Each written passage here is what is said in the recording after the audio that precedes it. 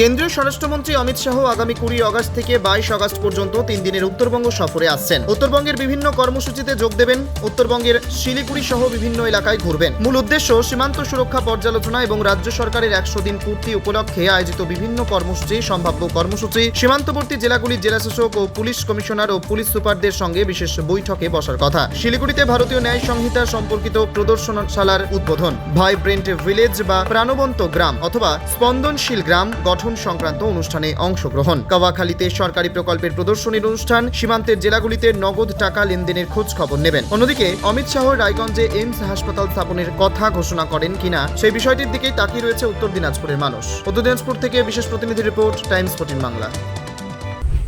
Offer আকর্ষণীয় offer. দেশের 80তম স্বাধীনতা দিবস ও আমাদের প্রতিষ্ঠান শাড়িশ্রী পাঞ্জাবি হাটে প্রথম বর্ষপূর্তি অফারে 5 থেকে 10% শাড়িতে ছাড়। এছাড়াও 20,000 টাকার বেশি কেনাকাটায় 15% অতিরিক্ত ছাড় মিলবে। এছাড়াও বছরভর 8 থেকে 12% ছাড়ে শাড়ি পাঞ্জাবি কেনার সুযোগ মেলে। তাই আর সময় নষ্ট না করে শিগগির আসুন রায়গঞ্জের মোহনবাটি বাজারের বিপরীতে থাকা ঝা চকচকে দোতলা প্রতিষ্ঠান শাড়িশ্রী পাঞ্জাবি হাটে। 14 আগস্ট শুক্রবার থেকে এই অফার শুরু, চলবে আগামী 24 আগস্ট সোমবার পর্যন্ত। এই সুযোগ থাকছে মাত্র 15 দিনের জন্য। স্বেচ্ছাসেবী সংস্থা খুলতে চান? তাহলে রেজিস্ট্রেশন প্রক্রিয়া শুরু করুন। যে কোনো এনজিও খুলতে চাইলে এনজিও কনসালটেন্সি আপনাকে স্বেচ্ছাসেবী সংস্থার নিবন্ধন করাতে সম্পূর্ণ ডকুমেন্টেশন তৈরিতে পূর্ণাঙ্গভাবে সহায়তা করবে।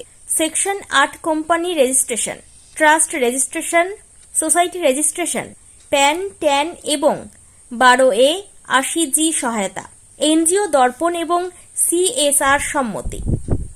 এখনই কল করুন 8345817300, হোয়াটসঅ্যাপ করুন 9434187666 এই নম্বরে।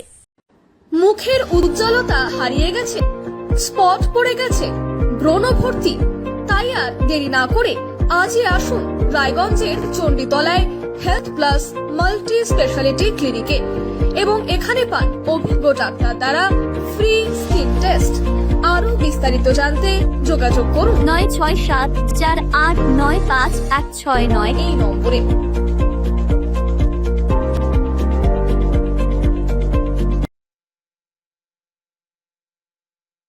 আজ তোমার বিয়ে সাজলো নতুন সাজে।